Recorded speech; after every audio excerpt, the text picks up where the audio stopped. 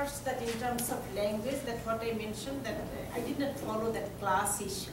That class definitely plays an important role, in terms of preserving, or in terms of that speaking your own native language or your own mother tongue.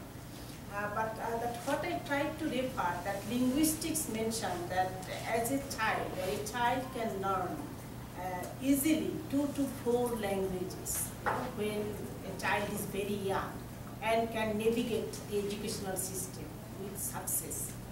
But I never tried to use, the role of class is definitely important, in terms of teaching a child more than 1 language, 1, 2, or 3 languages. There is no doubt about that.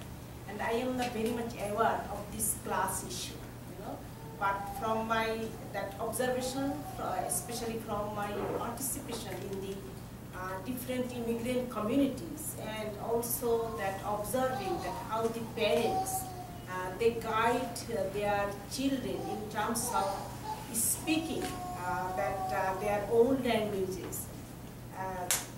Yeah, class is an issue, and also that giving time to your children, that's also issue. I was a student, but I was never able to give time to my child. And I was not poor. You cannot say that I belong to working class. I was not like that. But still, that in terms of that kind of resources, that I did not have resources, I didn't have time, to teach my child that language. But class plays an important role. Whether you have enough time and enough resources to give your child in terms of learning languages. But I also believe in that, and I also advocate for that keeping your own language is vital for a child, for a child's emotional growth, mental growth, and development. Governments collect statistics on what they're interested in. They're really not interested in telling the story of class. So, the data we drew on, it's just Tagalog, kids who speak Tagalog at home, or the language spoken at home. It's collected, it's the Ministry of Education data. On the one hand, it's amazing data because you can trace individual kids, through the school system. But on the other hand, it's this very imperfect data. So when I presented that to the economist at economist working for CIC, she said, but we don't know if that has anything to do with the LCP. And so we triangulated it with other Stats Canada data. So it's it's a huge frustration. And as we know, the government statistics are not getting better. And so I agree with you. It's very, very hard to track. And in response to the CIC folks who said, this doesn't tell us a thing about the LCP, we could say, well, we do know that 50% of the people Filipinos coming to Canada are coming to the LCP, so we have a sense that it has something to do with the LCP, the families where the language spoken at home is Tagalog. So, but it's a matter of just, piecing the story together. Frustrating, I know. I guess I wanted to thank you for that comment, and I wanted to, one thing I wanted to say, as an academic that worked alongside the PWC for a long time, is that there's also been I've been so respectful of the strategic way in which different approaches have been used. So alongside the academic work, there's always been the other work and the use of the work for their own purposes and through kind of press releases and all sorts of activities. There's been a very strategic use of a pretty straight white academic, right? And so I think there's also kind of that that's been kind of wonderful to behold and to be used. We're useful. So that's awesome. And also, I just would like to add one, that because of these pressures from the community, the university has been also shifting, that towards that kind of community-oriented work. And I have also seen, because I am also organize on different community, different kind of committees at the university level, that when there is that kind of that community work, that the committees have started, have been forced to recognize that community work. So it has been shifting, but it's not that radical shift, but it's slow, but it's progressive. As long as it's persistent. Yes, yes, as long as there are people, around that. But like we've heard that a lot, like in terms of what about the employers' voices? What about their side of the story? But if you really look at the Live-In Caregiver program, it is like the way that it's set up, the restrictions, under the Live-In Caregiver program, the systemic aspect of it is actually the employers' voices, right? It reflects what the employers want, and not really what like the Live-In Caregivers want. This is a program for over 20 years that we have been organizing at the Philippine Women's Center. We have been calling actually for the scrapping of this program, because this is a program that really puts our women into a vulnerable situation where they're exploited and oppressed as women and as workers. And it is a program that, like really sort of like you take, like women from countries in the South, like the Philippines, and, like you bring them here to provide daycare, to provide elderly care, and care for people with disabilities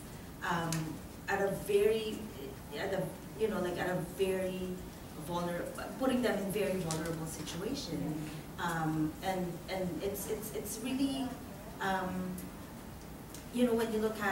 when you really analyze what the LCP is about, it's really, like we've been saying for the past 7 years, this is Canada's response for not providing a national daycare program that would benefit all women in Canada. Like this is a program that, like allows the privatization of elderly care, for example, right? So I think we really have to, in our organizing of over 20 years, we have heard countless stories coming from the women about their actual experiences, coming in through this program, and it's not easy, and they're systematically put there because the system is created to cater to the needs of the employers, right? So when every time we hear what about the employers' voices, to say, just read the work permits that are given to our LCPs, those are the employers' voices. The restrictions that says you are prohibited from taking any academic upgrading courses, you are prohibited from working any other employment than being a live-in caregiver, you are prohibited from working for any other employer other than stated. Those are the employers' voices, because we know that no one else in Canada will actually accept a job of a live-in caregiver with all those restrictions. And they're very clear about that. Even Human Resource and Skills Development Canada says there is a need for us to look for workers abroad because this is a job that no other Canadians would take. So even from that statement clearly shows, like we have to ask ourselves, we have to be critical, but why, right? And it's because of all these restrictions. And for us, we don't need to really, interview employers and ask them like, oh, what is your side of the story? Just look at a work permit of any woman coming through the Live-In Caregiver program or the Temporary Foreign Workers program, and you will see that this, those are their voices. I guess I would want to add that in the play, we have two of the scenes are from the I did interview some employers. I wanted to hear what they had to say.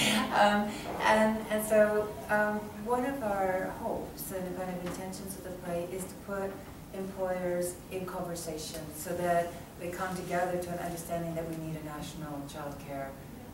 And one of my favorite talkbacks at the Push Festival in Vancouver in 2009 was when an employer started by asking, you know, how she really wanted to be a good employer, and asking, you know, how can I be a better employer?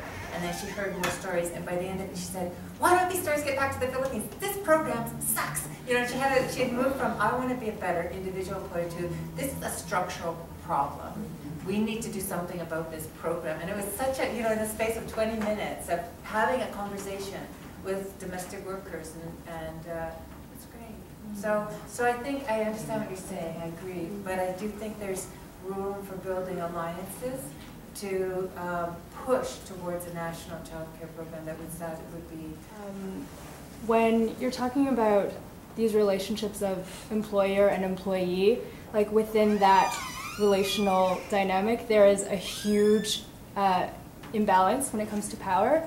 So for a worker, in different scenarios where maybe they're unionized or their, what am I trying to say, working conditions are being regulated in conjunction with human rights, like it's easier perhaps to make those demands, but when you're in a situation that's so vulnerable, where you're not only risking losing your job, but you're risking deportation as well. Like if you're so intricately locked into this relationship, it's easy enough to have these sentiments that, oh, why don't employees just talk to their bosses? Like anyone would, you know, complain to a manager. But when your situation is such that you're living with your employer, and your status is so, again, like heavily linked to that, it's like literally not an option for many people. I could just add that I think this setup, I mean, people mentioned, I think the systemic and structural quality of this just has to be right up front. But I also think that some conversations, that would be an interesting possibility. But again, there is a resurgence of, they're calling it the $10 a day campaign for a national child care strategy. Quebec has it.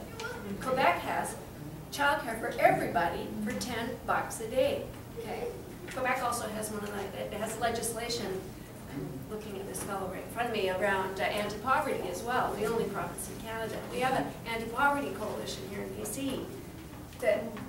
That's another alliance I think that can happen. But I think the privatization, the continual push back to depoliticize and reprivatize issues of care, issues of labor rights, and the Filipino women are just caught right in the center of this. And I think the depth of misogyny, I would say, that informs this policy is stunning.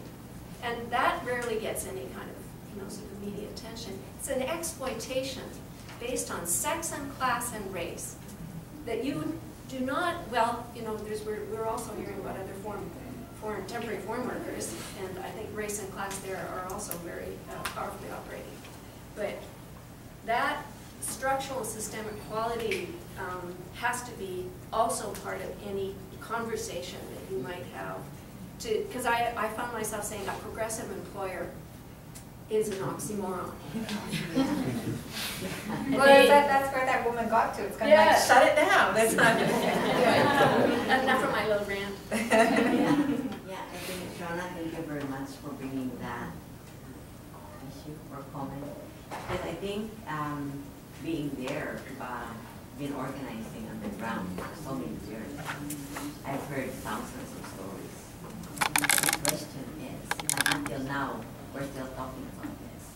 And we have been engaged in discussion with the local government and the city, provincial, and federal government. Really nothing has happened. And we really need to put this in a big question. What do Canadians really want? Why is it that we're bringing women from the South to be here as modern-day slaves? I mean, I'm so happy now that the modern-day slaves terminology is back in academic. And I said, it's about when I went, because I said, we talk about it from the very beginning of our organizing at the beginning, because we see modern slaves in every private homes in Vancouver. Not one of them is not going to abuse or exploit anything. Not one of them. And if we say we have to have progressive, women who would form organizations. They have created enemies. Those progressive women who've been coming to the center and talk about this issue, in fact, created enemies among their friends. They're no longer friends. It has become antagonistic because one person, one progressive lawyer, became our best ally. Dedicated her time in developing women, teaching English as a second language. Yet, she also developed a lot of enemies among her co-workers because they do not agree with her that we do not need live-in caregivers in our homes. What we need is a universal child care. And it is a very fundamental issue for working class women especially. And our women have been deprived of their children back in the Philippines. And we talk about it there. Yet, we're so happy to see, our children in Canada is being paired with a woman coming from the South. What is this kind of thinking? What? We're press buttons now. We're IT. Do we need a woman still to push that button for us? Was our burner to cook for our food? And we have all that. We go to fast food. Everybody is even buying, it's commercialized preparation of food. Yet you have a woman in that house cleaning, using vacuum cleaners, and everything. So what's the need for? What's the need of this one? That could be exposed.